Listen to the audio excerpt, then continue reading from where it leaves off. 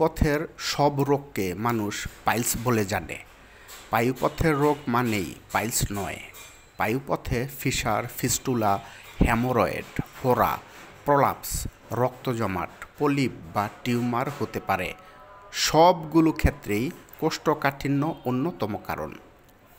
কোষ্ঠকাঠিন্যের কারণে পায়ুপথের সামনে অথবা পিছনে ফেটে গিয়ে ক্ষত তৈরি হলে তাকে ফিসার বলে, বাংলায় বলে ভগন্দর। এই সমস্যায় তীব্র বা মাঝারি ব্যথা ও জ্বালাপোড়া হয়। মলত্যাগের সময় সামান্য রক্ত যায়, পায়ুপথ সরু হয়ে আসে। অনেক দিন ধরে যারা ভুগছেন তাদের অস্ত্রোপচারের দরকার হয়।